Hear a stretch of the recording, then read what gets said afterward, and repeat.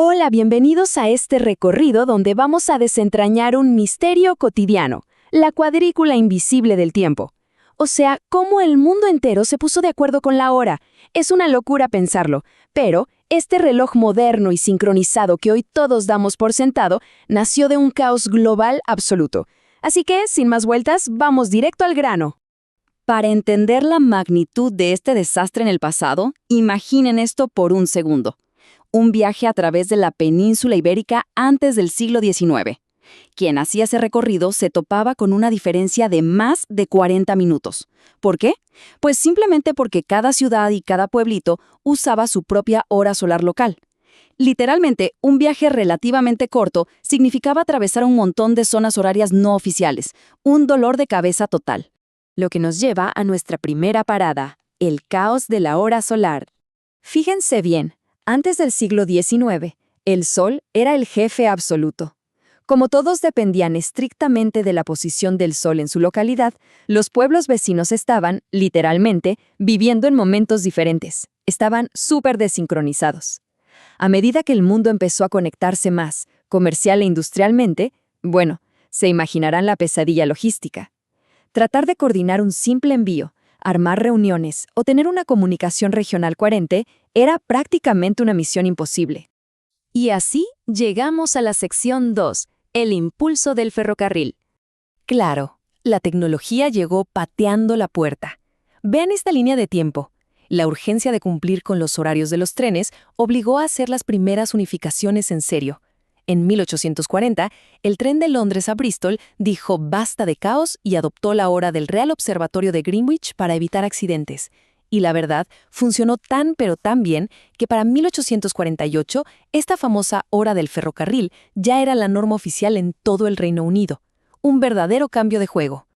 Ahora, miren este número gigante, 80. En Norteamérica, el problema era a otra escala por la inmensidad del continente. Ese número representa la absurda cantidad de 80 horas ferroviarias diferentes y conflictivas operando al mismo tiempo. 80. Fue entonces cuando un científico estadounidense, Charles F. Dowd, propuso en 1870 acabar de una vez por todas con este enredo que honestamente amenazaba con colapsar por completo el sistema de transporte. Pasemos a la sección 3. Los primeros pioneros. Era obvio que alguien tenía que poner orden en este rompecabezas global, y aquí entran esos genios olvidados por la historia. Por ejemplo, en 1858, un matemático italiano llamado Chirico Filopanti propuso algo llamado días longitudinales en su libro Miranda. Su idea era dividir el mundo en 24 zonas de una hora, empezando por el meridiano de Roma. Súper brillante, ¿no? Pero lamentablemente a esta idea la tildaron de excéntrica, la ignoraron por completo y la genialidad de Filopanti solo se reconoció mucho después de su muerte. Unos años después, en 1873, el ingeniero Sanford Fleming llegó con una propuesta mucho más exhaustiva. Lo genial de su idea fue la absoluta simplicidad. Al sugerir diferencias exactas de una hora entre las 24 zonas, lograba algo sin precedentes: que los minutos y los segundos fueran exactamente idénticos en todo el planeta. Además, propuso usar el antimeridiano de Greenwich como punto cero. Básicamente, armó el esqueleto del sistema que todos usamos hoy en día. Esto nos lleva a la sección 4, las conferencias globales. Las grandes ideas necesitan de la diplomacia para volverse realidad. Aquí tenemos los 3 grandes acuerdos de la Conferencia Internacional del Meridiano de 1884. Primero, establecer Greenwich como el origen mundial de la longitud. Segundo, medir las longitudes hacia el este con signo positivo y al oeste con signo negativo. Y tercero, adoptar un día universal de 24 horas. Ojo, la propuesta de las 24 zonas de Fleming no se sometió a votación oficial aquí, pero esta conferencia fue el megáfono absoluto que le dio una visibilidad global masiva. Y bueno, ya sabemos cómo es la burocracia. Toma su tiempo. El impulso ya era imparable, pero tuvieron que pasar décadas hasta la conferencia de 1912 en París para que representantes de 25 naciones finalmente se dieran la mano y aprobaran oficialmente el sistema de 24 zonas que rige nuestras vidas. Y de paso crearon la Oficina Internacional de la Hora. Y finalmente aterrizamos en la sección 5, la adopción mundial. Con el acuerdo internacional en papel, empezó el verdadero show: convencer a cada país de adoptarlo de forma individual. Viendo esta línea de tiempo, se nota que algunos fueron rapidísimos. Alemania se sumó como pionero en 1893. Para el cambio de siglo, casi toda Europa ya estaba a bordo, incluyendo a España en 1901.